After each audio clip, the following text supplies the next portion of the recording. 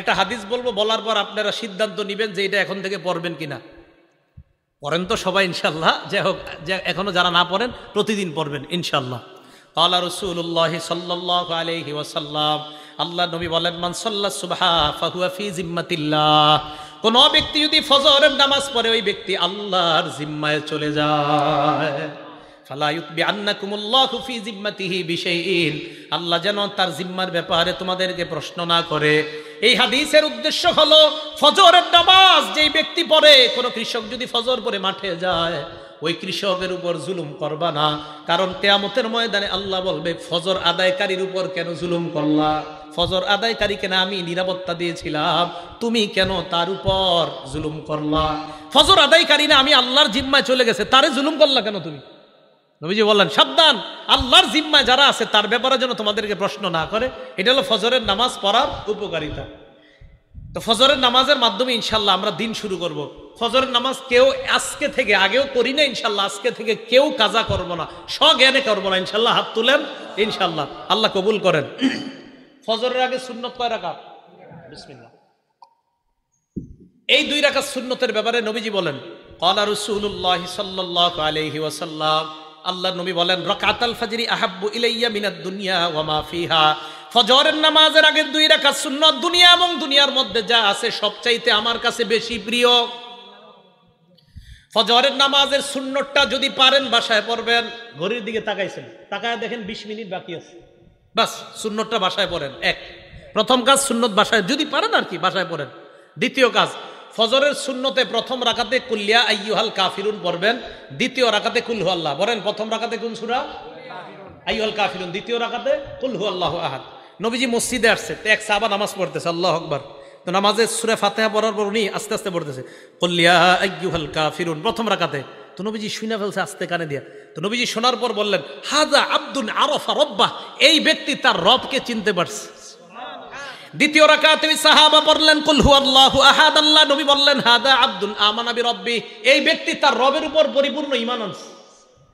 এজন্য আজকে থেকে আমলটা মনে রাখবেন, ফজরের সুন্নতে প্রথম রাকাতে কুল্লিয়া আইয়ুহাল কাফিরুন, দ্বিতীয় রাকাতে কুল হু আল্লাহ। আরেকটা সুন্নতে আমলটা করবেন, বলবো মাগরিবের পরের সুন্নতে প্রথম রাকাতে কুল্লিয়া আইয়ুহাল কাফিরুন, দ্বিতীয় রাকাতে কুল হু আল্লাহ যদি পারেন। বাকি ফজরের সুন্নতে প্রথম রাকাতে কুল্লিয়া আইয়ুহাল কাফিরুন, দ্বিতীয় রাকাতে কুল হু আল্লাহ। এটার দ্বারা কি উদ্দেশ্য জানেন? কুল্লিয়া আইয়ুহাল কাফিরুনের মাধ্যমে প্রথম রাকাতে আপনি বুঝাইতেছেন আমি যত শিরিক সব বর্জন করলাম, দ্বিতীয় রাকাতে কুল হু আল্লাহ পড়ার মাধ্যমে বলতেছেন আমি আল্লাহর একত্ববাদ স্বীকার করে আমার দিন শুরু করলাম। আরেকটা আমল যদি পারেন, যদি সম্ভব হয়, এটা ওলামারা পারবে, আপনারা যদি পারেন আর কি, কোরআন শরীফ মুখস্থ সাধারণদের মধ্যে মুখস্থ করার একটা আয়াত মুখস্থ করতে পারবেন না ইনশাল্লাহ? সূরা বাকারার 136 নম্বর আয়াত ফজরের প্রথম রাকাতে মাঝে মাঝে, সূরা বাকারার 136 নম্বর আয়াত, আল্লাহ বলেন কুলু আমান্না বিল্লাহি ওয়া মা উনজিলা ইলাইনা ওয়া মা উনজিলা ইলা ইব্রাহিমা ওয়া ইসমাঈলা ওয়া ইসহাকা ওয়া ইয়াকুবা ওয়াল আসবাতি ওয়া মা উতিয়া মূসা ওয়া ঈসা ওয়া মা উতিয়ান নাবিয়্যুনা মির রাব্বিহিম লা নুফাররিকু বাইনা আহাদিম মিনহুম ওয়া নাহনু লাহু মুসলিমুন। এটা এক রাকাতে, ফজরের প্রথম রাকাতে। ফজরের নামাজের দ্বিতীয় রাকাতে পড়বেন সূরা আলী ইমরানের 64 নম্বর আয়াত। ওই আয়াতে আল্লাহ পাক রব্বুল আলামিন বলেন কুল ইয়া আহলাল কিতাবি তাআলাউ ইলা কালিমাতিন সাওয়াইন বাইনানা ওয়া বাইনাকুম আল্লা না'বুদা ইল্লাল্লাহ ওয়া লা নুশরিকা বিহি শাইআ ওয়া লা ইয়াত্তাখিযা বা'দুনা বা'দান আরবাবাম মিন দুনিল্লাহ ফাইন তাওয়াল্লাউ ফাকুলু আশহাদু বিআন্না মুসলিমুন। ফজরের প্রথম রাকাতে কুল ইয়া আইয়ুহাল কাফিরুন, দ্বিতীয় রাকাতে কুল হু আল্লাহ। যদি পারেন মাঝে মাঝে প্রথম রাকাতে সূরা বাকারার 136 নম্বর আয়াত, দ্বিতীয় রাকাতে সূরা আলী ইমরানের 64 নম্বর আয়াত। তাহলে এবার আসেন, প্রথমে গেল ফজরের সুন্নত, বেশি সময় থাকলে ঘরে পড়ে নেবেন। দ্বিতীয় নম্বরে গেল প্রথম রাকাতে কুল্লিয়া আইয়ুহাল কাফিরুন, দ্বিতীয় রাকাতে কুল হু আল্লাহ। যদি পারেন মাঝে মাঝে প্রথম রাকাতে সূরা বাকারার 136 নম্বর আয়াত, দ্বিতীয় রাকাতে 64 নম্বর, মুসলিম শরীফের হাদিসে আছে আলী ইমরানের 64 নম্বর আয়াত। 3 নম্বর কাজ, সুন্নত পড়ার পর আল্লাহর কাছে একটা দোয়া করবেন, আল্লাহুম্মা রাব্বা জিবরাইলা ওয়া মিকাইলা ওয়া রাব্বা মুহাম্মাদিন সাল্লাল্লাহু আলাইহি ওয়াসাল্লাম আউযু বিকা সালাসা মাররাত আউযু বিকা মিনান নার সালাসা মাররাত। বাংলায় বলবেন, হে জিবরাইলের রব, হে মিকাইলের রব, হে মুহাম্মদ সাল্লাল্লাহু আলাইহি ওয়াসাল্লামের রব, আমি আপনার কাছে জাহান্নাম থেকে পানাহ চাই। এটা 3 বার বলবেন। ফজর পড়লেন, সুন্নত পড়লেন, সুন্নতের পর আল্লাহর কাছে বলবেন, আল্লাহ জিব্রাইলের রব, মিকাইলের রব, মুহাম্মদ সাল্লাল্লাহু আলাইহি সাল্লামের রব, আমি আপনার কাছে জাহান্নাম থেকে পানাহ চাই 3 বার বলবেন। এটা বলার পর চতুর্থ কাজ, ফজরের সুন্নত পইরা বিবির দিকে তাকাইবেন। যদি ঘরে পড়েন কার দিকে তাকাবেন? বিবির দিকে তাকানোর পর আম্মা জান আয়েশা বলেন, আল্লাহ নবী আমার দিকে তাকানোর পর ফাইন কুনতু মুস্তাইকিজাতান, আমি যদি জাগ্রত থাকতাম, হাদ্দাসানি, আল্লাহ নবী আমার সাথে কথা বলতেন। তাহলে মনে রাখবেন, ফজরের সুন্নত পড়ার পর বিবির দিকে তাকানোর পর যদি দেখেন বিবি জাগ্রত, কথা বলবেন। এই নিয়তে কথা বলবেন, আমার নবী তার বিবির সাথে কথা বলতেন, আমিও বিবির সাথে কথা বললাম, আল্লাহ নবীর সুন্নত আদায় হয়ে যায়। আম্মা জান বলেন, ফাইন কুনতু নাইমা, নবী আমার দিকে তাকায় যদি দেখতেন আমি ঘুমন্ত, আই কজানি, আমাকে জাগায়া দিতেন। তাহলে সুন্নত পড়ার পর বিবির দিকে তাকানোর পর আপনার 2 কাজ। 1 নাম্বার, যদি দেখেন বিবি জাগ্রত, কথা বলবেন। যদি দেখেন বিবি ঘুমন্ত, তাহলে বিবিকে জাগায়া দিবেন। এই গেল চতুর্থ আমল। পঞ্চম আমল যদিও করতে বলবো, আমি বলবো আপনারা বেশিক্ষণ করেন না। আম্মা জান আয়েশা বলেন, নবীজি যখন দেখতেন ফজরের অনেক সময় বাকি আছে, আল্লাহ নবী সুন্নত পড়ার পর ইত্তজা আলা শিক্কিহিল আইমান, নবীজি ডান কাত হয়ে একটু শুইতেন। আপনারা শুইলে তো ঘুমাই যাবেন। ফজরের সুন্নত পড়ার পর হযরত বেলাল ডাকার আগ পর্যন্ত নবীজি একটু ডান কাত হয়ে শুইতেন, আপনারা তো ঘুমাই যাবেন। আপনারা কি করবেন? পুরাটা করা দরকার নাই, একটু ডান কাত হয়ে শুয়ে আবার উঠে যাবেন। কেন? আমার নবীজি করছে তাই করলাম। সুবহানাল্লাহ, নবীজি করছে তাই আমি একটু নবীর সুন্নত পালন করলাম। কি বলেন? ইনশাআল্লাহ করা যায় না? যদি ঘরে করেন আর কি। আল্লাহ তৌফিক দান করেন। এটা যারা তাহাজ্জুদ পড়ে তারা কিন্তু এই আমলগুলা করে নিয়মিত। আল্লাহ আমাদের সকলকে আমলগুলা করার তৌফিক দান। ভাই, একদিন নবীর সুন্নত পালন করেন না, একটা দিন করেন, অন্তত কিয়ামতের মাঠে বলতে পারবেন তো একটা দিন করেন না যে আল্লাহ আমি ঘরে সুন্নত পড়ছিলাম, সুন্নতের পর বিবিরে জাগ্রত করেছিলাম, বিবির সাথে কথা বলেছিলাম, আল্লাহ এরপর আমি একটু ডানকাত হয়ে শুয়েছিলাম, এই আমলগুলো তোমার নবী করতো, আমিও করছি। এই গেল ফজরের ব্যাপারে আলোচনা, ফজরের নামাজ এবং 5 ওয়াক্ত নামাজের ব্যাপারে আলোচনা। এখন আরেকটা কথা বলবো নামাজের ব্যাপারে, সে বলবো জামাতে নামাজ আদায় করা। কিভাবে নামাজ আদায় করা? জামাতে। বুখারী শরীফের 645 নম্বর হাদিস, ক্বালা রাসূলুল্লাহ সাল্লাল্লাহু আলাইহি ওয়াসাল্লাম, আল্লাহ নবী বলেন, সালাতুর রাজুলি ফিল জামাআ তাফদুলু সালাতাল ফাজরি বি27 দারাজা। নবীজি বলেন, জামাতের সাথে নামাজ আদায় করা, একাকী এক ব্যক্তি নামাজ আদায় করলো, আমি একা নামাজ পড়লাম, উনি জামাতের সাথে নামাজ আদায় করলো, আল্লাহ নবী বলেন যে ব্যক্তি জামাতে পড়লো তার আমল নামায় আল্লাহ 27 গুণ বেশি সওয়াব দিয়ে দেয়। কয় গুণ? 27 গুণ। রিয়াজুস সলিহিনের একটা হাদিস শোনেন, একটা কিতাব আছে রিয়াজুস সলিহিন, ইমাম নববীর লেখা। এক অন্ধ সাহাবা নবীজির কাছে আসছে, আসার পর আল্লাহ নবীকে বললেন, হুজুর লাইসা লি কাইদুন ইয়াকুদুনি ইলাল মসজিদ, হুজুর এমন কেউ নাই, একটু আপনার হাতটা ধরি, হ্যাঁ এইভাবে হাতে ধরে মসজিদে নিবে এমন কেউ নাই। তো নবীজি বললেন, তো তুমি কি বলতে চাও? হুজুর আমি অন্ধ। তো অন্ধ হয়েছে তো কি হয়েছে? অন্ধ মানুষ তো হুজুর, আমি যে কারো হাত ধরে আসবো বা কেউ আমার ধরে আনলে এরকম নাই, তুমি কি বলতে চাও সেটা বলো। হুজুর আমি কি বাসায় নামাজ পড়লে হবে, ঘরে নামাজ পড়লে হবে? তখন নবীজি একটু চিন্তা করে বল, হ্যাঁ ঠিক আছে, ঘরে নামাজ পড়ো যাও। এতটুকু বুঝছেন সবাই? অন্ধ সাহাবা, মসজিদে আসার মতো কেউ নাই, নবীজি বললেন হ্যাঁ ঘরে নামাজ পড়ো। হাদিস কিন্তু শেষ হয় নাই, একটু শুই না, কেউ দৌড় দেন না, পুরাটা শোনেন। ফালাম্মা ওয়াল্লাহ, অন্ধ সাহাবা যখন বাড়ির দিকে রওনা করছে, দাহু, নবীজি ডাকছে, শোনো শোনো শোনো, হাল তাসমাউন নিদা, তুমি কি বাসায় যখন থাকো আজানের আওয়াজ শোনো? জি হুজুর আজান তো শুনি। নবীজি বললেন ফাজিব, তাহলে নামাজে আসো।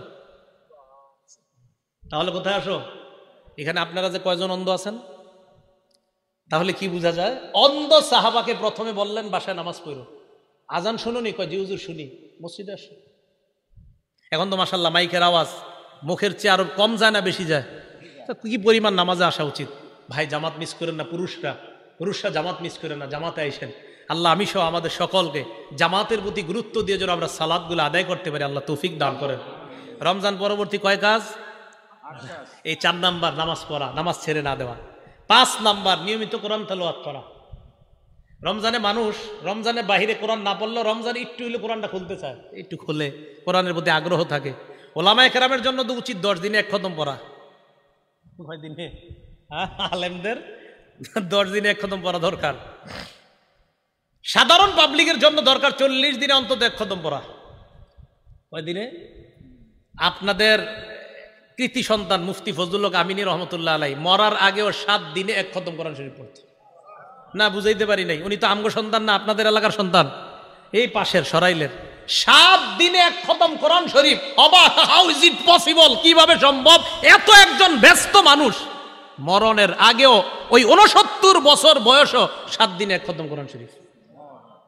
মাওয়াইজে মুজাহিদি মিল্লাতের মধ্যে উনি লেখছেন, আমি যখন জেলখানায় ছিলাম 4.5 মাসে প্রতিদিন এক খতম কোরআন পড়ছি। এ আপনাদের এলাকার আল্লামা আমিনী সাহেব, হুজুরের ছাত্র, আমি বেশি দিন আসলে পাই নাই, ভাগ্য খারাপ। হুজুরে যারা কাছ থেকে দেখছে ওনারা বুঝতে পারছে কি মানুষ, কি আজীব মানুষ ছিলেন।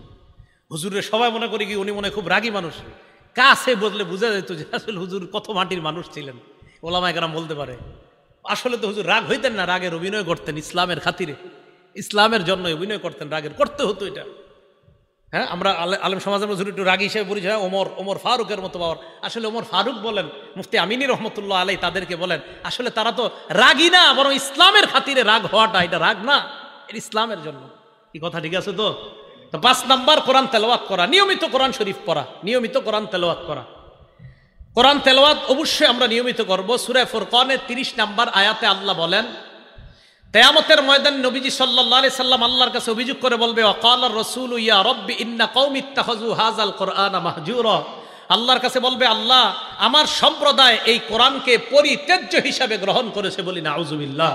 তিরমিজি শরীফের 2926 নাম্বার হাদিস, নবীজি বলেন, মান শাগালাহুল কোরআন ওয়া যিকরি আন মাসআলাতি, কোন ব্যক্তি কোরআন পড়ার কারণে এবং জিকির করার কারণে আমার কাছে যদি দোয়া করার সময় না পায়, আমি আল্লাহ আতাইতুহু আফযালা মা উতিস সাইলিন।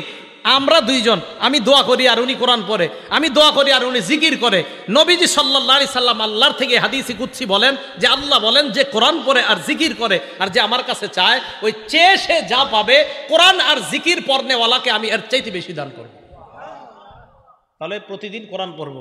সাধারণ যারা আছেন, ওলামারা তো পড়েই, সারাক্ষণ কোরআন পড়ায়। সাধারণ পাবলিকরা আপনারা ওয়াদা করেন ডেলি এক বিশ্বাস করেন। যদি বলেন হুজুর আমি তো কোরআনের সব জায়গা পারি না, কুল হু আল্লাহ সূরাটা তো পারেন, এটা প্রতিদিন একটু দেখা পড়েন। আলহামদুলিল্লাহ সূরাটা তো পারেন, খোলেন, খুইলা এটাই দেখা পড়েন। কেন দেখা পড়বেন? এই কোরআনের সাথে আপনার একটা মহব্বত তৈরি হয়ে যেতেছে। পড়বেন তো ইনশাল্লাহ। তা আপনাদেরকে আমি বলি, আপনারা ডেলি এইভাবে একটু খুইলা পড়েন। সত্যি কথা, 1 মাস পড়েন, 40 দিন পড়েন, 41-42 দিন পড়েন, হঠাৎ একদিন ছাইরা দেন, খুইলা পড়েন নাই, কষ্ট লাগবে। ইন্নালিল্লাহ, আজকে কোরআনটা খুললাম না কেন, মায়া লাগবে, দেখা চোখের পানি চলে আসবে যে আমি কোরআন খুললাম না কেন, হ্যাঁ আমি কি জানি একটা মিস করে ফেলছি। ঠিক নামাজ যারা পড়েন না, নামাজ ধরেন 1 মাস 2 মাস নামাজ পড়েন, ঠিক হঠাৎ একদিন যখন নামাজ ছুটে যাবে আপনি পেরেশান হয়ে যাবেন, ইন্নালিল্লাহ আমার নামাজ ছুটে যাইতেছে কেন। বোঝা গেল কি? নামাজ না পড়তে নামাজ পড়তে মন চায় না, নামাজ পড়তে নামাজ ছাড়তে মন চায় না। আল্লাহ আমাদের সকলকে প্রতিনিয়ত আমল করার তৌফিক দান করেন। তাই 5 নাম্বার কাজ নিয়মিত কোরআন পড়া। 6 নাম্বার আল্লাহর জিকির করা। বলেন কি করা? লা ইলাহা ইল্লাল্লাহ, সুবহানাল্লাহ, আলহামদুলিল্লাহ, আল্লাহু আকবার, এই জিকির করা। মুসলিম শরীফের বর্ণনা 1239 নাম্বার হাদিসে আল্লাহ নবী বলেন, মান সাব্বাহাল্লাহ ফি দুবুরি কুল্লি সালাতিন সালাসাহু ওয়া সালাসিনা ওয়া হামিদাল্লাহ সালাসাম ওয়া সালাসিনা। ফরজ নামাজের পর যেই ব্যক্তি 33 বার সুবহানাল্লাহ পড়বে, 33 বার আলহামদুলিল্লাহ পড়বে, ওয়া কাব্বারাল্লাহ সালাসা ওয়া সালাসিনা, 33 বার আল্লাহু আকবার। যদি পারেন তাহলে 34 বার আল্লাহু আকবার। যদি একটা আমল বলবো, এটা না পারলে 34 বার আল্লাহু আকবার, যদি পারেন 33 বার আল্লাহু আকবার। তো 3 33 কত হয়? এরপরে পড়বেন লা ইলাহা ইল্লাল্লাহু ওয়াহদাহু লা শারীকা লা, লাহুল মুলকু ওয়া লাহুল হামদু ওয়া হুয়া আলা কুল্লি শাইইন কাদির। আল্লাহ নবী বলেন, যারা নিয়মিত এই আমলটা করবে, গফিরাত লাহু খাতায়া ওয়া ইন কানাত মিসলা জাবাদিল বা, আল্লাহ ওই ব্যক্তির সমুদ্রের ফেনা পরিমাণ গুনাহ যদি হয়, তার গুনাহগুলো আল্লাহ মাফ করে দেয়। প্রতিদিন পড়বেন। এবার আমার সাথে একটু বলেন সুবহানাল্লাহি ওয়া বিহামদি। আবার সুবহানাল্লাহি ওয়া বিহামদি, সুবহানাল্লাহি ওয়া বিহামদি। এতটুকুই। বুখারী শরীফের 6408 নাম্বার হাদিসের বর্ণনা, মান ক্বালা সুবহানাল্লাহি ওয়া বিহামদিহি ফিল ইয়াউমি মিআতা মাররা। আমি যেটা বললাম এখন আপনি ঘুমাইবেন, তো ঘুমানোর সময় সুবহানাল্লাহ বিহামদি, সুবহানাল্লাহ বিহামদি। নবীজি বলেন, যেই ব্যক্তি নিয়মিত 100 বার এই সুবহানাল্লাহি ওয়া বিহামদি পড়বে, হুত্তাত খাতায়াহু ওয়া ইন কানাত মিসলা জাবাদিল বাহরি, সমুদ্রের ফেনা পরিমাণ গুনাহ হলেও আল্লাহ মাফ করে দিবেন। বলেন তো একটু সুবহানাল্লাহি। বাস একটু সুবহানাল্লাহি ওয়া বিহামদি, সুবহানাল্লাহি ওয়া বিহামদি, সুবহানাল্লাহি ওয়া বিহামদি কয়বার? 100 বার। কষ্ট না সহজ? তো পড়বেন, শুয়ে শুয়ে আছেন পড়তে থাকেন। যাদের ঘুম না আসে এগুলো পড়তে থাকেন, দেখবেন ঘুমাইসা যাবে ইনশাআল্লাহ। আল্লাহ আমল করার তৌফিক দান করেন। বুখারী শরীফের 6407 নম্বর হাদিসের বর্ণনা, নবীজি সাল্লাল্লাহু আলাইহি সাল্লাম বলেন, আমাদের দুইজনের দিকে তাকান, মাসালুল্লাযী ইয়াসকুরু রব্বা ওয়াল্লাযী লা ইয়াসকুরু রব্বা মাসালুল হাইয়্যি ওয়াল মাইয়্যিত। আমরা দুইজন এক রুমে থাকি, উনি আল্লাহর জিকির করে, আমি করি না। নবীজি বলেন, উনি হলেন জিন্দা ব্যক্তির মতো, তুমি হলা মরা ব্যক্তির মতো। হ্যাঁ, নাউযুবিল্লাহি মিন যালিক। আল্লাহ আমাদেরকে হেফাজত করেন, আল্লাহ আমাদেরকে হেফাজত করেন। তাহলে জিকির করবো তো ইনশাআল্লাহ। জিকির করা এটা হলো 6 নাম্বার কাজ, এটা মনে রাখবো আমরা। তাহলে 5 নাম্বার কোরআন তেলাওয়াত করা, 6 নাম্বার আল্লাহর কি করা? আল্লাহর জিকির করা। 7 নাম্বার ভালো মানুষের সাথে ওঠা বসা করা। সূরা তাওবার 119 নাম্বার আয়াতে আল্লাহ বলেন, ইয়া আইয়ুহাল্লাযীনা আমানুত্তাকুল্লাহা ওয়া কুনু মা'আস সাদিকিন। হে ঈমানদারগণ, তোমরা আল্লাহকে ভয় করো, সত্যবাদীদের সাথে উঠা বসা করো। আলেমদের সাথে উঠা বসা করেন, মসজিদের ইমাম খতিবদের সাথে উঠা বসা করেন, আল্লাহওয়ালাদের সাথে উঠা বসা করেন। এটা হলো 7 নাম্বার। 8 নাম্বার কাজ, শাওয়াল মাসে 6টা রোজা রাখবেন। শাওয়াল মাসে কয়টা রোজা? শাওয়াল মাসে 6টা রোজা রাখবেন। ক্বালা রাসূলুল্লাহ সাল্লাল্লাহু আলাইহি ওয়াসাল্লাম, আল্লাহর নবী বলেন, মান সামা রমাদান, যেই ব্যক্তি রমজানের রোজা রাখে, সুম্মা আতবাহু সিত্তাম মিন শাওয়াল, এরপর শাওয়ালের 6টা রোজা রাখে, কানাকা সিয়ামিদ দাহরি কুল্লি, 1 বছর রোজা রাখার সওয়াব পেয়ে যায়। শাওয়াল মাসে 6টা রোজা রাখা। মা বোনদের যাদের কাজা রোজা আছে, কারো 3টা, কারো 7টা, কারো 10টা, তারা কাজা রোজা আলাদা রাখবে, শাওয়ালের 6 রোজা আলাদা রাখবে। আপনাদের অসুস্থতার কারণে যদি কারো রোজা কাজা হয়ে থাকে, এই কাজা রোজা আলাদা রাখবেন, শাওয়ালের 6 রোজা আলাদা রাখবেন। একটা আরেকটার সাথে মিলিয়ে রাখা যাবে না কিন্তু। শাওয়ালের 6 রোজা যদি পারেন টানা 6 দিন রাখবেন, না পারলে মাসের মধ্যে যেই কোনো 6 দিন রাখবেন। শাওয়াল মাসের মধ্যে যে কোনো 6 দিন রাখবেন, ইনশাল্লাহ আদায় হয়ে যাবে। আর সারা বছর যদি পারেন সোমবার আর বৃহস্পতিবার আপনারা রোজা রাখার চেষ্টা করবেন। আল্লাহ পাক রব্বুল আলামিন যেই 8টা করণীয় বললাম, 1 নাম্বার আমলগুলা নষ্ট না করা, 2 নাম্বার হেদায়েতের উপর অটল থাকা, 3 নাম্বার শয়তানকে শত্রু হিসেবে গ্রহণ করা, 4 নাম্বার নামাজ না ছেড়ে দেওয়া, 5 নাম্বার জিকির করা, 6 নাম্বার কোরআন তেলাওয়াত করা, 7 নাম্বার সত্যবাদীদের সাথে থাকা, 8 নাম্বার শাওয়ালের 6টা রোজা রাখা। এই আমলগুলো আমরা সারা জীবন করব ইনশাআল্লাহ। সারা জীবন যেন এই আমলগুলা ধরে রাখতে পারি, রমজানের ধারাবাহিকতা অভ্যাস যেন আমলের অভ্যাস ধরে রাখতে পারি, আল্লাহ তৌফিক দান করেন। আমিন ওয়া আখিরু দাওয়ানা আনিল হামদুলিল্লাহি রাব্বিল আলামিন। আগামী বছরের প্যান্ডেল, মাইক, আরো যা আনুষঙ্গিক